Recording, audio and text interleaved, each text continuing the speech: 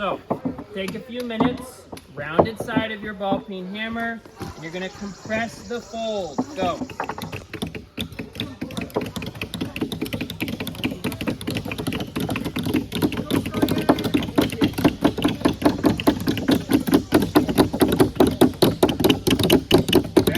ASJ, how long have you been teaching metalworking at Sequassen? 14 years. 14 years. And in your time, how have you developed the badge to be more following the edge method, getting scouts more involved with the process, and more excited about it? So when I started the badge, it was not well attended. The scouts were doing projects that took too much time, that took a lot of their energy, and they didn't really want to do them anymore.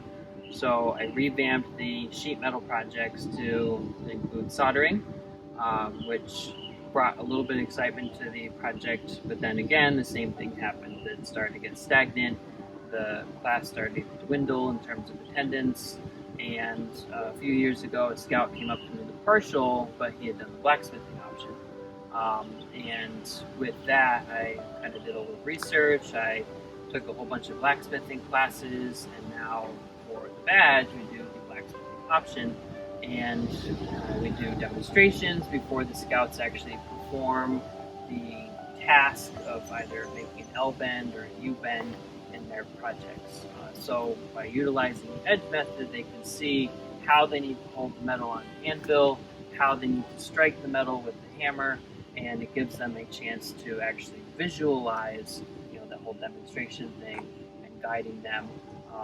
If you notice, when I'm teaching, I have a pair of pliers or a pair of tongs that I can adjust as they're actively hitting their projects.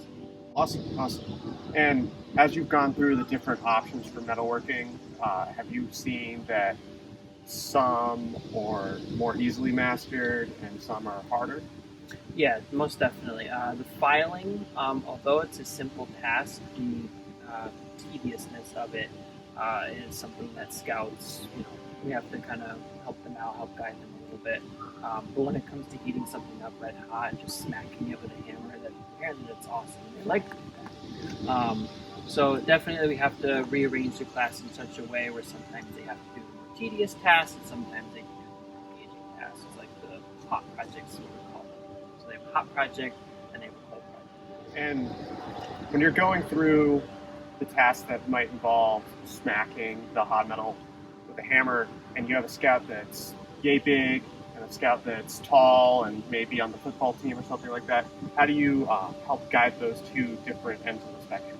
So we actually have two size anvils here. We have our 220-pound one.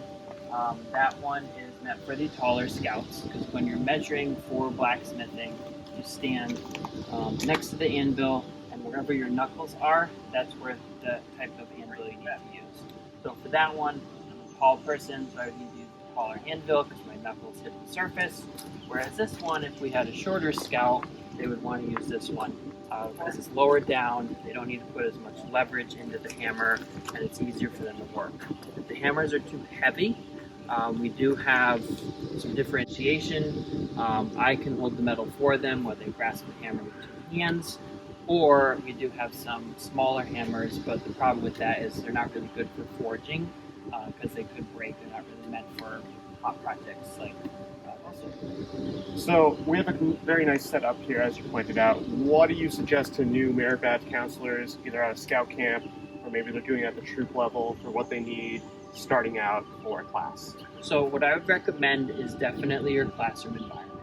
You want to set up a area that you can easily control.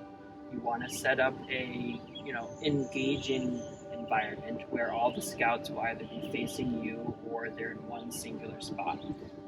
So if you look around this area, you'll see that the tables are in a U-like shape. And when I'm instructing, I stand in front of the forge, so I'm in the center. Up at Handicrafts, where we have our workbenches, it's encouraged that all of the scouts in the same class sit in the same row, so the staff member can stand at the end of the row and they can see all of the scouts in that particular class. When it's raining, it's a little more difficult because it gets a little crammed, but classroom environment definitely is something you need to take into consideration. You don't want scouts sitting in the back, trying to listen to your instruction, and you want them to all be facing essentially the same direction. So, any last tips and tricks for new instructors or getting into metalwork and merit badge? So, getting into metalwork merit badge, I recommend if you want to take it, sign up early. It does have a cap of 12 because of the supplies and the space that we have. Next year, it'll probably be the same, even with the new improvements that are planned. And in terms of a new counselor, what I recommend is really hone down on your classroom management. Figure out how you want to instruct your class. Figure out what it is you're going to do to convey information. Are you going to be animated? Are you going to be stoic? Are you going to walk around? Are you going to ask questions or simply just work in small groups? Figure out the structure of your lesson and how you're going to convey the information, and then write it down. And I'd also recommend reflecting. So when a class is over, the best thing to do is figure out what didn't work and what did work. What didn't work, how can you fix it? What did work, how can you make it better? Awesome. Thank you so much. Thank you. To all the scouts out there that don't organize their stuff, this is the kind of stuff that you use to hang up your clothes, your class A's, your towels, right here, Handicrafts. Sponsored and taught by the one and only ASJ, the best counselor at Sequassen.